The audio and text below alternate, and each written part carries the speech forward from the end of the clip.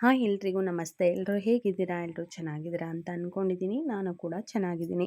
ಇವತ್ತಿನ ಒಂದು ವಿಡಿಯೋ ಏನಪ್ಪ ಅಂತ ಹೇಳಿದ್ರೆ, ನಾವು ಎಷ್ಟೇ ದೇವರನ್ನು ಪೂಜೆ ಮಾಡ್ತೀವಿ, ಎಷ್ಟು ದೇವರನ್ನು ನಂಬ್ತೀವಿ, ಆದರೂ ಕೂಡ ದೇವರು ನಮಗೆ ಕೈ ಹಿಡಿತಾ ಇಲ್ಲ. ನಮ್ಮ ಮನೇಲಿ ಏನೇ ಒಂದು ಕೆಲಸಗಳನ್ನು ಮಾಡಿದ್ರೂ ಕೂಡ ಅದರಲ್ಲಿ ಏನಾದರೂ ಒಂದು ತೊಂದರೆಗಳಾಗುತ್ತೆ, ಅಡಚಣೆಗಳಾಗುತ್ತೆ.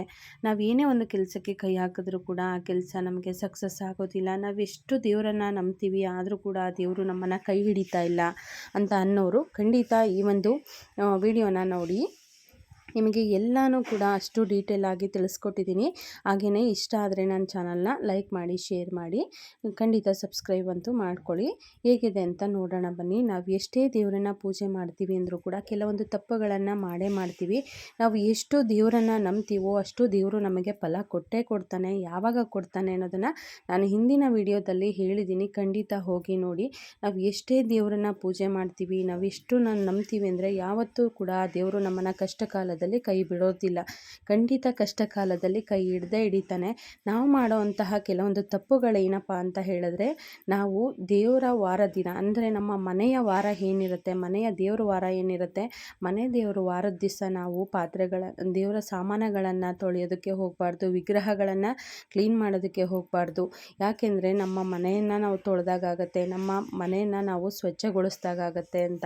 ಅವತ್ತಿನ ಹಿಂದಿನ ದಿನ ನಮ್ಮ ಮನೆ ದೇವ್ರ ವಾರ ಯಾವುದೇ ಆಗಿರ್ಬೋದು, ಯಾವ ವಾರ ಆದರೂ ಆಗಿರ್ಬೋದು, ಮನೆ ದೇವರು ವಾರದ ದಿವಸ ನಾವು ಯಾವುದೇ ಕಾರಣಕ್ಕೂ ಕೂಡ ಮನೆಯೆಲ್ಲನೂ ಕೂಡ ಸ್ವಚ್ಛವಾಗಿ ಇಟ್ಕೊಳ್ಳೋದಾಗಲಿ ಅಥವಾ ದೇವರ ವಿಗ್ರಹಗಳನ್ನು ನಾವು ಕ್ಲೀನ್ ಮಾಡೋದಾಗಲಿ ಮಾಡಬಾರ್ದು. ಆದರೆ ಹಿಂದಿನ ದಿನ ರಾತ್ರಿ ಎಲ್ಲನೂ ಕೂಡ ಸ್ವಚ್ಛ ಮಾಡಿಕೊಂಡು ಮನೆನ ಪರವಾಗಿಲ್ಲ ಒರೆಸ್ಕೊಳ್ಳಿ. ಆದರೆ ದೇವರ ವಿಗ್ರಹಗಳನ್ನು ಮನೆ ದೇವರು ವಾರದ ದಿವಸ ಮಾತ್ರ ಯಾವುದೇ ಕಾರಣಕ್ಕೂ ಕೂಡ ತೊಳೆಯೋದಕ್ಕೆ ಹೋಗಬಾರ್ದು. ಮನೆ ದೇವ್ರ ವಾರ ಅಂತ ಹೇಳಿದ್ರೆ ಅದು ನಮ್ಮ ಮನೆಗೆ ಶ್ರೇಯಸ್ಸನ್ನು ತರುವಂತಹ ವಾರ ಆಗಿರುತ್ತೆ. ನಮ್ಮ ಮನೆಗೆ ಒಂದು ಒಳ್ಳೆಯದನ್ನು ಮಾಡುವಂತಹ ಒಂದು ವಾರ ಆಗಿರುತ್ತೆ. ಆ ದಿನ ನಮಗೆ ಮನೆ ದೇವರನ್ನು ನಾವು ಆಹ್ವಾನ ಮಾಡಿಕೊಳ್ಳುವಂತಹ ಒಂದು ವಾರ ಆಗಿರೋದ್ರಿಂದ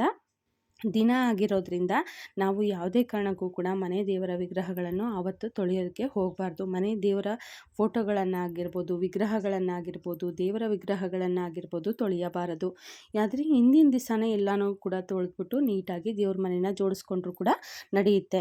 ಎಲ್ಲನೂ ಕೂಡ ಮಾರ್ನಿಂಗ್ ಬೆಳಗ್ಗೆನೇ ಇದ್ದು ಮನೆಯೆಲ್ಲ ಗುಡಿಸಿ ಸಾರಿಸಿ ಒಂದು ಉಪ್ಪಿನ ನೀರಿನಿಂದ ನೆಲನ ಒರೆಸ್ಕೊಂಡು ಚೆನ್ನಾಗಿ ಮನೆಯೆಲ್ಲನೂ ಕೂಡ ತುಳಸಿ ನೀರಿನಿಂದ ಪ್ರೋಕ್ಷಣೆ ಮಾಡಿಕೊಂಡು ದೇವರ ಪೂಜೆಗಳನ್ನು ಮಾಡಿದ್ದೇ ಆಗಿದ್ದಲ್ಲಿ ಆ ದೇವರು ಖಂಡಿತ ನಮಗೆ ಫಲ ಕೊಟ್ಟೇ ಕೊಡ್ತಾನೆ ಅಂತಲೇ ಹೇಳ್ಬೋದು. ಹಾಗೆಯೇ ಕಳಶವನ್ನು ಯಾವಾಗ ನಾವು ಚೇಂಜ್ ಮಾಡಬೇಕು ಅಂತ ಕೇಳ್ತಾರೆ, ತುಂಬ ಜನ ಕೇಳ್ತಾರೆ. ಕಳಶವನ್ನು ಶುಕ್ರವಾರ ಚೇಂಜ್ ಮಾಡಬಾರ್ದಾ? ಶುಕ್ರವಾರನೇ ನಾವು ಮತ್ತೆ ಕಳಶವನ್ನು ಸ್ಥಾಪನೆ ಮಾಡ್ತೀವಿ ಚೇಂಜ್ ಮಾಡಿ ಅಂತ. ಖಂಡಿತ ಅದು ತಪ್ಪು. ಶುಕ್ರವಾರ ನಾವು ಯಾವುದೇ ಕಾರಣಕ್ಕೂ ಕೂಡ ಕಳಶವನ್ನು ಬದಲಿಸಬಾರದು. ಕಳಶವನ್ನು ತೆಗೆದ್ಬಿಟ್ಟು ಮತ್ತೆ ಕಳಶನ ಇಟ್ಟು ಪೂಜೆ ಮಾಡೋದ್ರಿಂದ ಲಕ್ಷ್ಮೀ ದೇವಿಯು ನಮಗೆ ಒಲಿಯೋದಿಲ್ಲ ಅಂತಲೇ ಹೇಳ್ಬೋದು. ಇಂದಿನ ದಿನ ನೀವು ಗುರುವಾರದ ಸಂಜೆ ದೀಪ ಏನು ಹಚ್ಚುತ್ತೀರಾ, ಸಂಜೆ ದೀಪ ಹಚ್ಚೋದಕ್ಕಿಂತ ಮುಂಚೆ ನೀವು ಕಳಶವನ್ನು ಸ್ಥಾಪನೆ ಮಾಡಿ ಸಂಜೆ ದೀಪವನ್ನು ಹಚ್ಚಿ ಶುಕ್ರವಾರ ನೀವು ಹಾಗೇ ಪೂಜೆ ಮಾಡ್ಕೊಳ್ಳಿ, ತುಂಬ ಒಳ್ಳೆಯದಾಗತ್ತೆ. ಶುಕ್ರವಾರ ಯಾವುದೇ ಕಾರಣಕ್ಕೂ ಕೂಡ ಕಳಶವನ್ನು ತೊಳೆದ್ಬಿಟ್ಟು ಅದನ್ನು ಮತ್ತೆ ನೀರನ್ನು ಬದಲಿಸಿ, ಕಾಯನ್ನು ಬದಲಿಸಿ, ಎಲೆಯನ್ನು ಬದಲಿಸಿ ಯಾವುದೇ ಕಾರಣಕ್ಕೂ ಇಡೋದಕ್ಕೆ ಹೋಗಬಾರ್ದು. ಯಾಕೆಂದರೆ ಹಿಂದೆ ಇರೋವಂಥ ಲಕ್ಷ್ಮಿನೂ ಕೂಡ ಲಕ್ಷ್ಮಿನೇ, ನಾವು ಮತ್ತೆ ಮಾಡೋವಂಥ ಲಕ್ಷ್ಮಿನೂ ಕೂಡ ಲಕ್ಷ್ಮಿನೇ. ಹಾಗಾಗಿ ನಾವು ಯಾವುದೇ ಕಾರಣಕ್ಕೂ ಕೂಡ ಗುರುವಾರ ಹಿಂದಿನ ದಿನವೇ ನಾವು ಪೂಜೆನ ಮಾಡಿಟ್ಕೊಂಡು ಶುಕ್ರವಾರ ಪೂಜೆನ ಜೋಡಿಸಿಡ್ಕೊಂಡು ಶುಕ್ರವಾರ ಪೂಜೆನ ಮಾಡಬಹುದು.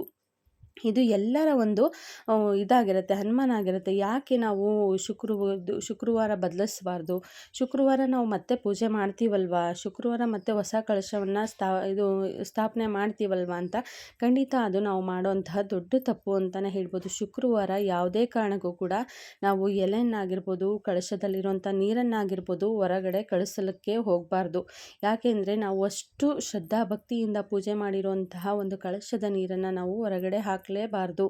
ಅದಕ್ಕೋಸ್ಕರ ಯಾವುದೇ ಒಂದು ಹೂವನ್ನಾಗಿರ್ಬೋದು ಅಥವಾ ಯಾವ ಕಳಶದಲ್ಲಿರುವಂಥ ಅರಿಶಿನ ಕುಂಕುಮನಾಗಿರ್ಬೋದು ಒರೆಸೋದಕ್ಕೆ ಹೋಗಬಾರ್ದು. ಅದಕ್ಕೋಸ್ಕರ ನಾವೇನು ಮಾಡಬೇಕು ಅಂತ ಹೇಳಿದ್ರೆ, ಗುರುವಾರ ಹಿಂದಿನ ದಿನ, ಗುರುವಾರ ಅಂದರೆ ಗುರುವಾರ ರಾತ್ರಿ ಅಥವಾ ಸಂಜೆ, ಗುರುವಾರ ನಿಮಗೆ ಮಧ್ಯಾಹ್ನ ಮಾಡಲಿಕ್ಕಾಗಲಿಲ್ವಾ, ಗುರುವಾರ ಸಂಜೆ ಮಾಡೋದಕ್ಕಾಗೋದಿಲ್ವ, ರಾತ್ರಿ ದೀಪ ಹಾರಿದ ನಂತರ ಎಲ್ಲನೂ ಕೂಡ ಜೋಡಿಸಿ ತೊಳೆದು ಇಟ್ಕೊಳ್ಳಿ. ಶುಕ್ರವಾರ ಬೆಳಗ್ಗೆನೇ ಪೂಜೆ ಮಾಡ್ಕೊಳ್ಳಿ. ಶುಕ್ರವಾರ ಮಾತ್ರ ಯಾವುದೇ ಕಾರಣಕ್ಕೂ ಕಳಶವನ್ನು ಬದಲಿಸೋದಕ್ಕೆ ಹೋಗಬಾರ್ದು ಅಂತ. ಇದು ಯಾವ ಒಂದು ದೇವಸ್ಥಾನ ಮಠ ಮಂದಿರಗಳಲ್ಲೂ ಕೂಡ ಹೇಳುವಂಥದ್ದಾಗಿರುತ್ತೆ. ಇದನ್ನು ಖಂಡಿತ ಪಾಲಿಸಿ ನೋಡಿ, ನಿಮಗೆ ಗೊತ್ತಾಗುತ್ತೆ ಇದರ ಫಲ ಎಷ್ಟು ಪ್ರಾಮುಖ್ಯವಾದದ್ದು ಅಂತ.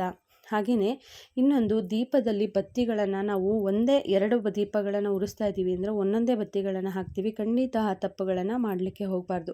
ದೀಪದಲ್ಲಿ ಯಾವಾಗಲೂ ಜೋಡಿ ಬತ್ತಿಗಳಿರಬೇಕು. ನಾವು ಗಂಡ ಹೆಂಡತಿಯರು ಹೇಗೆ ಮನೆಯಲ್ಲಿ ಸಂಸಾರಸ್ಥರಾಗಿರ್ತೀವಿ, ಸುಮಂಗಲೆಯರಾಗಿರ್ತೀವಿ, ಅಷ್ಟೇ ನಮ್ಮ ಮನೆ ಅಷ್ಟೈಶ್ವರ್ಯದಿಂದ ಕೂಡಿರಬೇಕು. ನಮ್ಮ ಮನೆಯಲ್ಲಿ ಜ್ಯೋತಿ ಎಷ್ಟು ಪ್ರಾಮುಖ್ಯತೆ ಅಂತ ಹೇಳಿದ್ರೆ ನಂದಾದೀಪ ಅಷ್ಟೇ ಪ್ರಾಮುಖ್ಯತೆ. ನಮ್ಮ ಮನೆ ನಂದಾದೀಪವಾಗಿರಬೇಕು ಅಂತ ನಾವು ಏನು ಹೇಳ್ತೀವಿ, ಆ ನಂದಾದೀಪನ ನಾವು ಅಷ್ಟೇ ಜೋಪಾನದಿಂದ ಅಷ್ಟೇ ಶ್ರದ್ಧಾಭಕ್ತಿಯಿಂದ ಬೆಳಗಿಸ್ಬೇಕಾಗತ್ತೆ. ಒಂದು ಮನೆಗೆ ಒಂದು ಹೆಣ್ಣು ಮೊದಲನೇ ಸಲ ಕಾಲಿಟ್ಟಾಗ ಫಸ್ಟು ನಾವು ಬೆಳಗಿಸೋದೇ ದೀಪನ. ದೇವ್ರ ಮನೆಗೆ ಹೋಗಿ ದೀಪ ಹಚ್ಬಿಟ್ಟು ಬೆಳಗಿಸ್ತೀವಿ.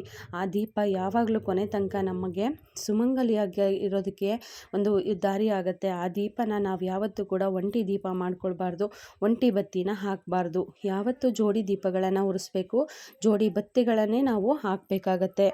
ಅದನ್ನು ಜೋಡಿ ಬತ್ತಿಗಳನ್ನು ಹಾಕೋದ್ರಿಂದ ಗಂಡ ಹೆಂಡತಿಯ ಸಂಬಂಧ ಇನ್ನೂ ಬಿಗಿಯಾಗಿರುತ್ತೆ. ಗಂಡ ಹೆಂಡತಿಯ ಪ್ರೀತಿ ಅನುಬಂಧ ಎಲ್ಲನೂ ಕೂಡ ಅಷ್ಟೇ ಗಟ್ಟಿಯಾಗಿರುತ್ತೆ. ಹಾಗೆ ಮನೆಯೂ ಕೂಡ ಸಮೃದ್ಧಿಯಿಂದ ಇರುತ್ತೆ ಅಂತ ಹೇಳ್ಬೋದು. ಮನೆಯಲ್ಲಿ ಯಾವಾಗಲೂ ಕೂಡ ಒಂದು ನಂದಾದೀಪ ಥರ ದೀಪಗಳು ಜ್ವಾಲಿಸ್ತಾ ಇರಬೇಕು, ಸಣ್ಣದಾಗಿ ಉರಿತಾ ಇರಬೇಕು. ತುಂಬ ಜ್ವಾಲಾಮುಖಿಯಾಗಿ ಉರಿಯೋ ಥರ ನಾವು ದೀಪಗಳನ್ನು ಬೆಳಗಿಸ್ಬಾರ್ದು. ಸಣ್ಣದಾಗಿ ಉರಿತಾ ಇದ್ದರೆ ನಮ್ಮ ಮನೆತನ ಕೂಡ ಅಷ್ಟೇ ನಿಧಾನವಾಗಿ ಅಷ್ಟೇ ಸರಾಗವಾಗಿ ಸಾಗ್ತಾ ಹೋಗುತ್ತೆ. ಜ್ವಾಲಾಮುಖಿಯಾಗಿ ಉರಿತಾ ಇದ್ದರೆ ಅಲ್ಲಿ ಸಿಟ್ಟು, ಕೋಪ, ಆವೇಶಗಳು, ಜಗಳಗಳು, ನಮ್ಮ ಮನೆಯಲ್ಲಿ ಬಂದಿರತಕ್ಕಂಥ ಕೆಲವೊಂದು ಕೆಟ್ಟ ದೃಷ್ಟಿಗಳು ನಮ್ಮನ್ನು ಕಾಡಿಸ್ತಾ ಇರುತ್ತೆ. ಒಂದು ನೆಗೆಟಿವಿಟಿ ಅನ್ನೋದು ನಮ್ಮ ಮನೆಯಲ್ಲಿ ತುಂಬಿಕೊಂಡಿರುತ್ತೆ. ಹಾಗಾಗಿ ದೀಪಗಳನ್ನು ಸಣ್ಣ ಉರಿಯಲ್ಲಿ ಯಾವಾಗಲೂ ಕೂಡ ಉರಿಯೋ ಹಾಗೆ ನೋಡ್ಕೊಳ್ಬೇಕಾಗತ್ತೆ.